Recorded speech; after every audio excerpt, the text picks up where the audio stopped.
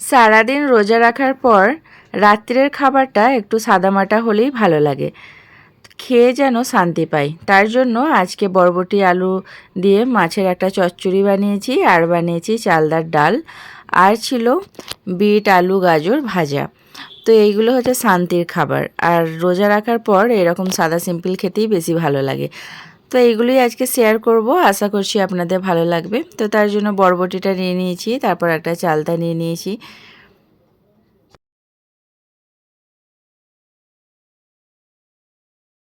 আর এদিকে বিট গাজর আলু কেটে রেখেছি।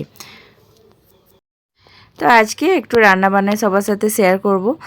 আর এইগুলো সব আমি ভালো করে ধুয়ে নিয়েছি। এবার কড়াই বসিয়ে দিয়েছি, কড়াইয়ে সামান্য সাদা তেল দিয়ে দিয়েছি। তারপরে এই কেটে রাখা গাজর বিট আর আলু এটা দিয়ে দেব।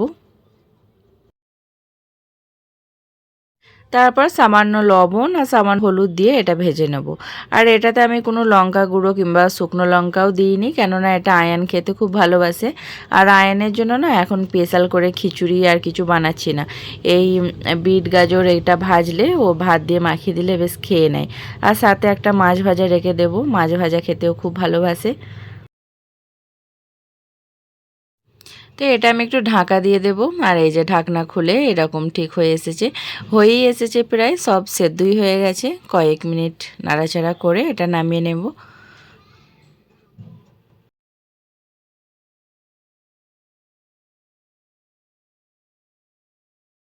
আর এদিকে বরবটি আলু আর বেগুনটা আমি কেটে রেখেছি, তো এবার বসিয়ে দেব।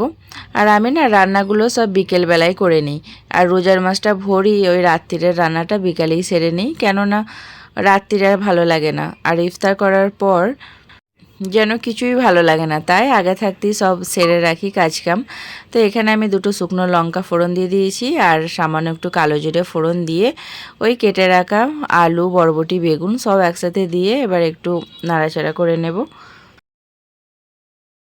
তো এরপর পরিমাণ মতো লবণ আর সামান্য একটু হলুদ গুঁড়ো দিয়ে আমি এবার ভাজতে থাকবো। আর এই রান্নাটাতে না আমি পেঁয়াজ দিইনি, মানে সাদা সিম্পল রান্নায় যত পেঁয়াজ কম দেবেন তত খেতে বেশ ভালো লাগে।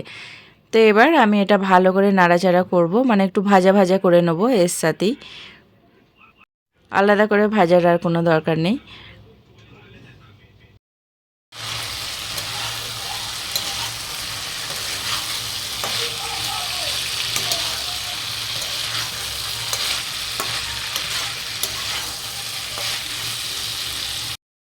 আর আলুগুলো এরকম আমি চ্যাপ্টা চ্যাপ্টা করে কেটেছি, এরকম করে কাটলে বেশ ভালো লাগে। এই যে দেখুন আলু আর বরবটি বেশ ভাজা ভাজা হয়ে এসেছে, এবার আমি একে একে সব মশলাগুলো দিয়ে দেব। প্রথমেই আমি হাফ চা চামচ আদা রসুন বাটা দিয়ে দিলাম, তারপরে লঙ্কা গুঁড়ো, ওই ধনে গুঁড়ো, তারপরে জিরে গুঁড়ো সব একসাথে দিয়ে এবার আমি ভালো করে কষিয়ে নেব। আর একটা টমেটো কেটে রেখেছিলাম সেটাও এবার দিয়ে দেব।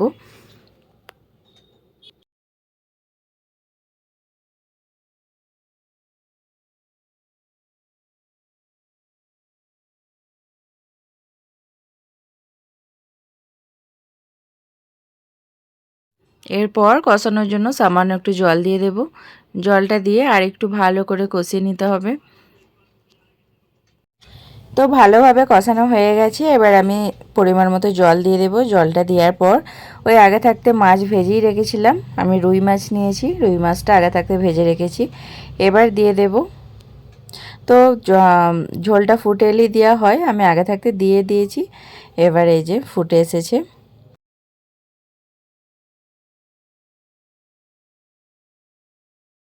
তো বেশি দেরি নেই, হয়েই এসেছে। তো গ্যাসের ফ্লেমটা হাইতেই আছে, এই আলু বরবটি সব সেদ্ধ হয়েই এসেছে। ওই ঝোলটা একটু টেনে গেলেই তারপরে আমি গ্যাসের ফ্লেমটা অফ করে দেব। তো সারাদিন রোজা রাখার পর, সারাদিন শুকানোর পর এই রাত্রিরে খাবারে যদি এরকম হালকা পাতলা তরকারি থাকে কিন্তু খেতে বেশ ভালোই লাগে।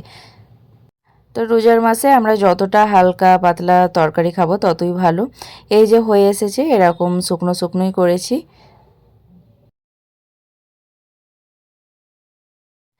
তো তো চচ্চড়িটা হয়ে গেল। এবার একদিকে আমি সেই ডালটা বসাবো।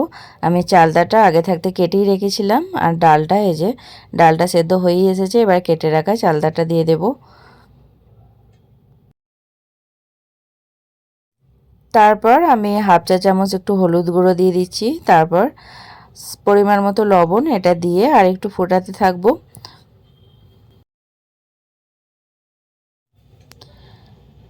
তো এবার এটা হয়ে গেছে। এবার এটা ফোড়ন দিয়ে দেব। আমি এখানে একটা কড়াই বসিয়ে দিয়েছি। কড়াইয়ে দিয়ে দিলাম সরষের তেল। তারপর দুটো শুকনো লঙ্কা আর কালো সর্ষে ফোড়ন দিয়ে দিলাম। আর এরকম চালদার ডাল খেতে কার কার ভালো লাগে একটু জানাবেন। আর এইভাবে করে ডালটা বানালে কিন্তু খেতে খুবই ভালো লাগে। আর এই চালদার ডালটা একটু পাতলা হলেই বেশ খেতে ভালো লাগে, তো আমি একটু পাতলা পাতলাই বানিয়েছি। আর একদিকে আমি একটু ঘুগনি বানিয়ে রেখেছি, ওটা ইফতারের পর খাবো, বেশ ভালো লাগে। তো ডালটা পুরোপুরি রেডি হয়ে গেছে। এবার আমি ইফতারের দিকে যাব। এখানে আমি একটু শশা দিয়ে শরবত করছি। শশাটা আগে থাকতে কেটে রেখে দিলে বেশ ভালো লাগে, ওই শশার স্মেলটা পাওয়া যায় আর খুব তাজা তাজা লাগে। এখানে আমি সিঙ্গারা, কলা, খেজুর এসব নিয়েছি, আর এখানে সিমুই নিয়েছি। তারপরে একটু তরমুজ কেটে রেখেছি, তারপরে লেবু, শশা, ওই ফল টল সব কাটা হয়ে গেছে। আর ওই রোজার ভোর যেটা থাকে ওই পাতলা খিচুড়ি ওটা আছে, ওটা বেশ ভালো লাগে খেতে। তো এই ছিল আজকের ইফতার। আর ইফতারে আমি একটু ফলটাই বেশি রাখার চেষ্টা করি, ভাজাভুজিটা একটু কমই রাখি। তো ফল টল খাওয়ার পর এবার ওই পাতলা খিচুড়িটা এবার নাসিমকে একটু দিয়ে দিচ্ছি। আর নাসিম পড়তে যাবে, টিউশনে যাবে, তাই ওরটা আগে দিয়ে দিচ্ছি, ও খেয়ে তারপরে পড়তে যাবে।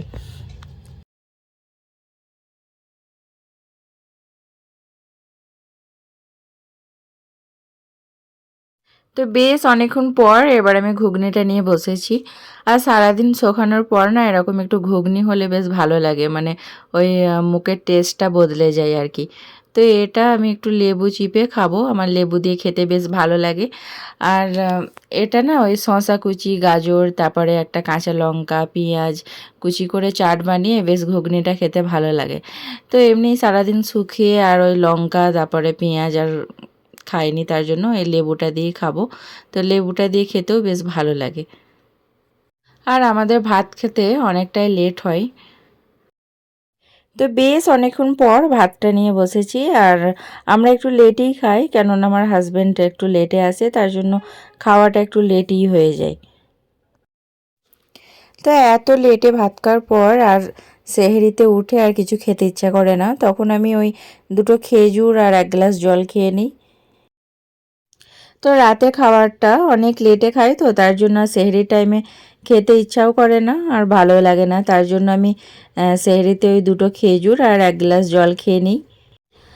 আর ঘুমটাও না ঠিকঠাক হয় না, ওই 2-2.5 ঘন্টা মতো ঘুমিয়ে আবার উঠতে হয়। তো নামাজ পড়ে একটু শুয়ে পড়ি, তারপরে আবার উঠতে হয়, সব বাচ্চাগুলোর স্কুল আছে। আর আমাদের এখানে 5টা 20-তে সেহরির লাস্ট টাইম। আর ইফতারও লেটে হয়, ইফতারটা হয় 6টা 35 এরকম এখন হচ্ছে। তো এখন দেখুন তো একেবারে সকাল হয়ে গেছে। তো এবার ভাবছি একটু আমি শুতে যাব। তো ভিডিওটা আমি এখানেই এন্ড করছি। সবাই ভালো থাকবেন, আর আজকের ভিডিও কেমন লেগেছে জানাতে ভুলবেন না। সবাই ভালো থাকবেন, সুস্থ থাকবেন, আর রোজার মাসে সবাই সবার জন্য দোয়া করবেন। সকলকে বাই বাই।